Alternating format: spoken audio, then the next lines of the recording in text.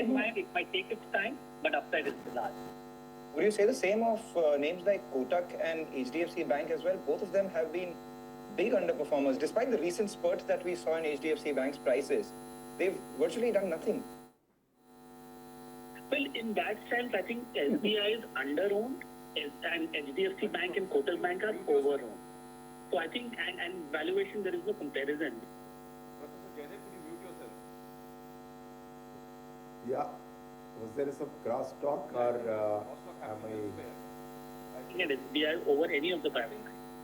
I think the CNBC feed is... Within the, from the rate-sensitive perspective, what would you bet on, the NBFCs or the real estate names? I know you're a bit bullish on the real estate stocks and they've done well as well, but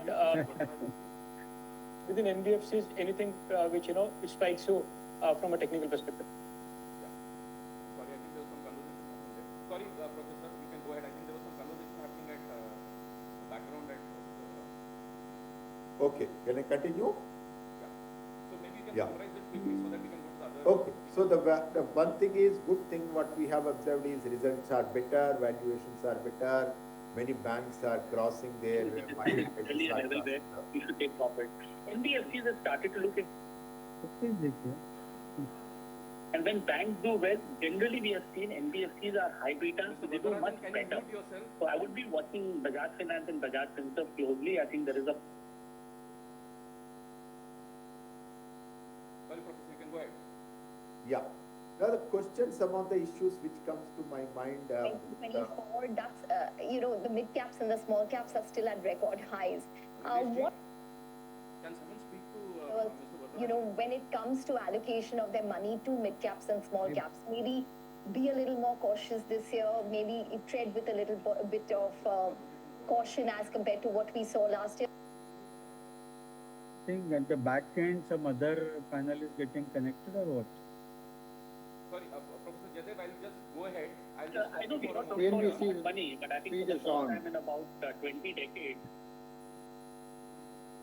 Mr. Bubiji, you have been a veteran with the industry. You are the CMD of Canara Bank. Could you give a background of this mergers and acquisitions so that we can, from your perspective, how you see it and what went right, what went wrong, etc. Please.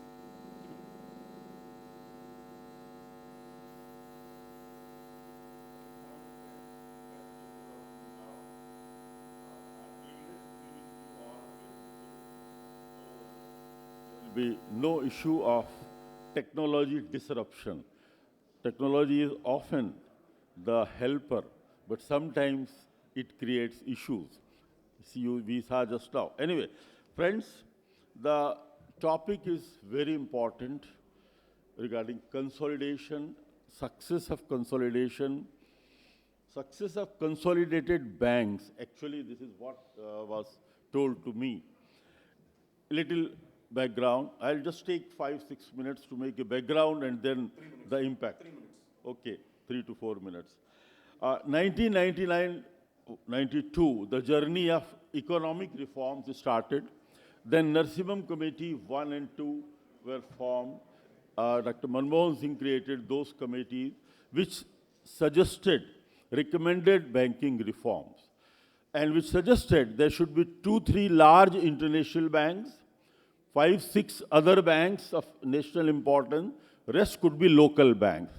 The whole recommendations couldn't be implemented even till now.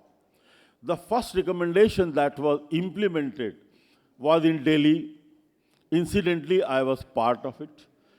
The first public sector bank, the nationalized bank, New Bank of India, was merged with Punjab National Bank. I was in PNB, Bhopal, that particular moment. Unfortunately, incidentally, it turned out, I won't say disaster, it turned out to be an utter unsuccessful or a failure. And that stopped the further progress of consolidation. I'll review why it didn't succeed, because I was part of it whole of the journey from 93 onward, because I took over the branch of Bhopal, New Bank of India, in 93. And since then, I have been associated with that. Other than that, I saw 2 more amalgamations in PNB during my stay there. Hindustan Commercial Bank, Kanpur Bank was merged in 1990, much earlier. And in 2002-3, when I was in Kolkata, Nedungadi Bank, a 100 years old Keralite bank, was merged. These two very small private sector banks in distress, so there were no problem. They were happy, we had no issue on that. Of course, there was some problem in Kerala because the staff from north was sent, so there was a language issue for some time, but then it stabilized. In the next lot of mergers after about 2 decades, Bank of Baroda, all of us know, Indian Bank, Union Bank, Canara Bank and PNB. They again were consolidated, they took over a few banks. All banks took over 2 banks, Indian only took Allahabad Bank and Canara took Syndicate Bank. The basis of these mergers this time was well thought of as a technology support. That means Finacle or TCS or in case of Canara and Syndicate, FlexCube. So no other criteria, software was the basis integration. My dear friends, amalgamation doesn't need only technology integration or software integration. It needs human care. It needs love. It needs, I have analyzed certain points.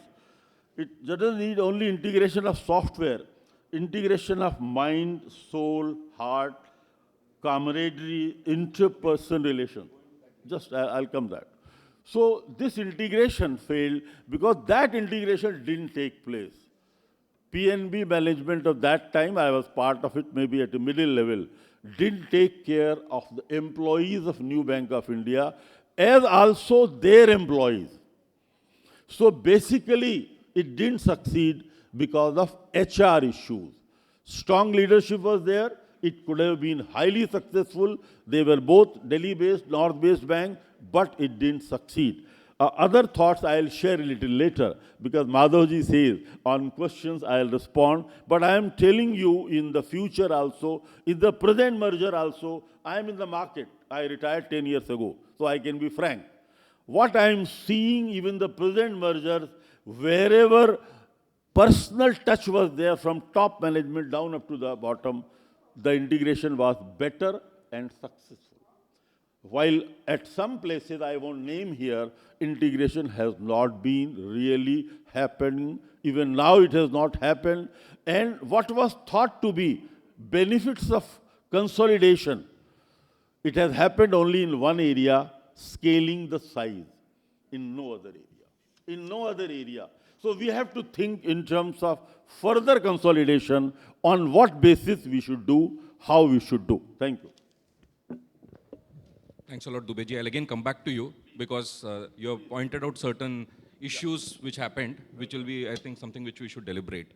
I'll go over to Mohan Tangsaleji, who is the former CMD of Central Bank of India as well as the CEO for Indian Banks Association.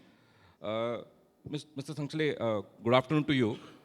Your opening remarks on this topic, please. Yeah. So thanks, Madhav. And let me at the outset thank the organizers for hosting this event and calling me here.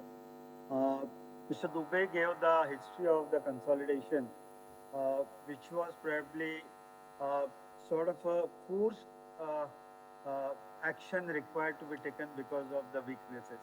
But let me tell you that many of are not aware that even in 2004, the top bankers from Union Bank and Bank of India had worked out on consolidation just to achieve the size of the bank and leverage and synergize on the opportunities of the consolidation.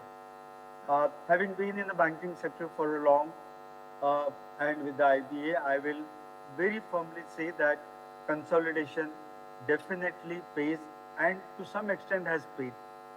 But having said that, whether we have leveraged the benefits of consolidation, I think we are a long way to go to do that.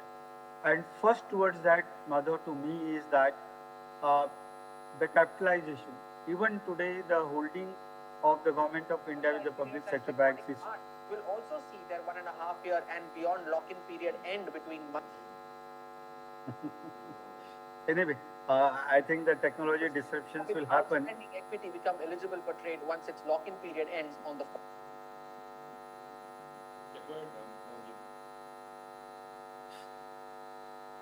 Industries, Inox India will see 3 to 6% of their outstanding equity. Madhav, am I audible and shall I proceed? Please go ahead. Yeah. So I will say that The fortnight of listing. there have been a very, very clear, I will say, the benefits of consolidation, which have been reaped. The economies of scales have been achieved. The operational efficiency numbers have definitely improved substantially for the banking industry. I will say that the most important part which occurs to me as a banker is today the healthy asset creation. I am emphasizing the healthy create asset. And having said that, you have a large banks, you have smaller number of banks, your consortium of the large corporates are very, very comfortable to handle, to monitor, to do a good credit monitoring. Unlike in earlier days, we have handled the consortium having more than 15 banks, and probably that was the advantage which many corporates have leveraged. And today, I think the most important part for the benefits of the consolidation is that you have to create a healthy asset portfolio for the banking industry. That is one part. So credit creation and credit monitoring should be the thrust area. Why I'm bringing this point? Because unfortunately, despite achieving the size, the market share is not retained. These consolidated banks have lost the market share in comparison to the other players. And thus, how do you really achieve the good market share? I think there I will take the words from Mr. Dubey. The human resource alignment is the most important part, because the negative of the consolidation is losing the identity.